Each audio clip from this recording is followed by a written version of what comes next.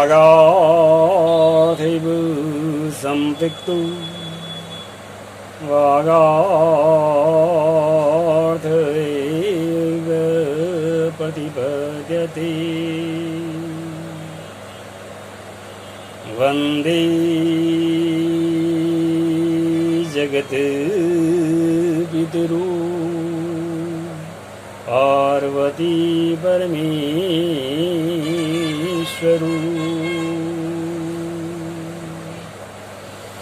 गुरुर्ब्रह्मा गुरुर्विष्णु गुरुर्देवो महेश्वरः गुरुर्साक्षात् परं ब्रह्म तस्मै श्री गुरुवे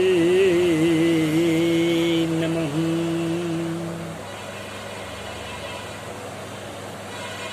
हरि ओम, नमस्कारम। आज आषाढ़ शुक्ल पक्ष पूर्णिमा तिथि है और आज इस तिथि को गुरु पूर्णिमा के रूप में एक उत्सव के रूप में मनाया जाता है। आज ये सीखने के प्रति जिज्ञासु शिष्यों का दिवस है, जो सीखने की कला के लिए अपने अपने गुरु को ढूंढ रहे हैं, सीखना चाहते हैं, कुछ नया करना चाहते हैं। एक तरह से कहिए कि आज का दिवस रचनात्मक शक्तियों को जागृत करने की तिथि है। दो प्रकार की शक्तियों से ये संसार जो है प्रलयग्रस्त हो रही है, या फिर कहे कि उत्पत्ति को प्राप्त करे। प्रतिदिन कुछ न कुछ स्थिति, उत्पत्ति और प्रलय की घटनाएं घटती है। तो आध्यात्मिक शक्तियों के कारण आज का जो दिवस है आपके गुरु पूर्णिमा, वह रचनात्मक शक्तियों को प्रति आपके संकल्पवान होने का दिवस है। कुछ सीखना है, और सीखने की जो एक कला है, यही व्यक्ति के अंदर एक संकल्प का आधान करता है, एक दीक्षा का आधान करता है।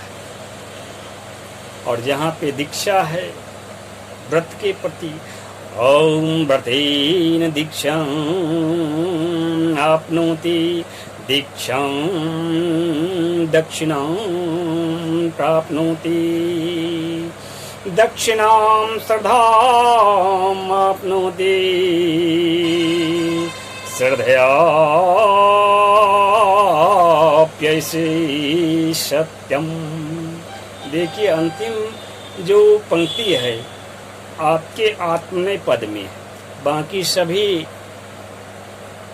तीन पंक्तियां ओम व्रतेनाप्नोति दीक्षा तो आपनोति, ये सभी आपके प्रश्मय पद में है।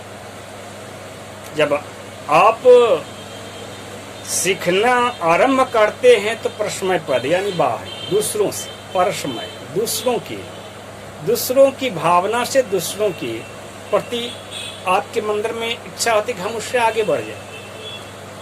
अपने अंदर के गुरु तत्व को बढ़ाने का संकल्प होता है, तब आप सीखने के लिए प्रेरित होते हैं। कुछ से प्रतिस्पर्धा होती है, बोलते हैं पड़ोसिया को देख के पड़ोसिया क्या होता है, प्रेरित होता है।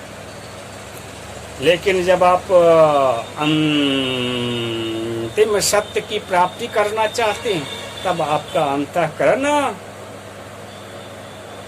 अपने अंतःकरण की ओर झांकता है, तब आपको आपका अपना सत्य प्राप्त होता है। सत्य ही धर्म है, यानी सत्य यानी धर्म, उपनिषदिक कालीन धर्म। ये कथा भी है आपके बृहदारण्यक उपनिषद में। समाज को सभी जातियों ने अपने अपने एकाकी प्रयास से क्या करना चाहा? सुख समृद्धि शांति को प्राप्त करना चाहा, लेकिन वे सफल ना हो सके, क्योंकि उनके पास संपूर्णता नहीं थी, वो सत्य नहीं थी। ब्राह्मण हो, उसने अपने उद्योग से, अपने तप से समाज को सुसंस्कृत करना चाहा ताकि सुख समृद्ध शांति रहे, लेकिन सफल ना हो सके। उन्होंने इस क्षत्रिय को अपना भाई बनाया, उसके साथ सत प्रयास किया, तब भी वो सफल ना हो सके। सदाचारो ही परमो धर्म, इस संकल्प के साथ सफल ना हो सके। वैश्यों को भी उन्होंने इस महत कार्य में सम्मिलित किया। कुछ सफल हुई, कुछ समाज में अभी भी अशांति थी, द्रोह था, क्लेश था। शूद्रों को सम्मिलित कर दिया। जो शूद्र पोषण का दायित्व का निर्वहन करता है, बावजूद इसके वो सफल ना हो, अंत में धर्म की उत्पत्ति होती है, सत्य की उत्पत्ति होती है। सत्य क्या है? आत्मीयता। आत्मीयता को अपने जीवन में अंदर आधान कीजिए तो सत्य की प्राप्ति हो जाएगी। तो वह ज्ञान आपको कहाँ से प्राप्त होता है? आत्मीयता के ज्ञान की प्राप्ति होती है गुरु की चरण में। गुरु शब्द को सबों ने कहा कि अंधकार से प्रकाश की ओर जो ले जाते हैं वो गुरु होते हैं। तमसो माँ ज्योति, असदो माँ सदगमया, मृत्योड़ माँ अमृतगम। तो यह तीन जो आपके वैदिक मंत्र हैं, इसको आपके जीवन में जो अपने आचरण के द्वारा प्रतिष्ठित कर दे वो गुरु है। गुरुते रवेते इति गुरु, जो आपको ज्ञान प्रदान करके उठाए, आपके संस्कार को उठाए, निम्न स्तर से आपको उच्च स्तर की ओर ले जाए, वह गुरु है। गुरु धातु पद, गुरु शब्द अर्थ है, रु धातु पदार्थ है, योगिश्च गुरु। तो आपके मूल शब्द हैं, उसके योग से गुरु बना है। प्रथम गुरु, आद्य गुरु भगवान शिव थे, रुद्र थे। रुद्र, रु यानी कि ज्ञान देना, आवाज देना, ज्ञान देना। दर यानी आदर के साथ जो ज्ञान प्रदान करते हैं उसे रुद्र कहते हैं। तो उन्होंने किस प्रकार से प्रतिष्ठित किया समाज को, ये सभी जानते हैं, पूरी संपूर्ण समाज जानती है, संसार जानती है कि विश्व की जो मानव जाति है उसको बर्बर आदिम युग से सभ्य सुसंस्कृत युग में प्रतिष्ठित करने के लिए वर्णमाला के जो प्रवर्तन है वो आद्य गुरु भगवान रुद्र ने किया था। रुद्र सर्ग में किया था, स्वयंभू मनवंतर से पहले किया था, तब वो आद्य गुरु कहलाए। ये हमारी वचन नहीं है, आपके भगवान ब्रह्मा है, ब्रह्मदेव सृष्टा, आदि सृष्टा के रूप में जिनको मान्यता प्राप्त है, मानसिक सृष्टिकर्ता जो है, उनका कथन।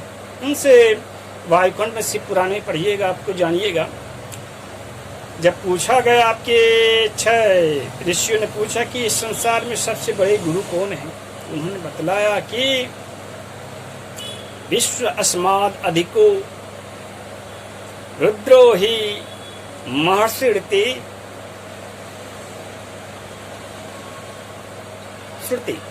श्रुतियों में कहा गया, उपनिषदों में कहा गया है कि विश्व अस्माद अधिको, सबसे बड़े हम सभी में जो हम सबसे बड़े हैं वह रुद्र हैं। उन्होंने सबसे महान खोज किया है, ज्ञान की खोज किया, शिक्षा की खोज किया है, संस्कार की खोज किया है, प्रवर्तन किया है।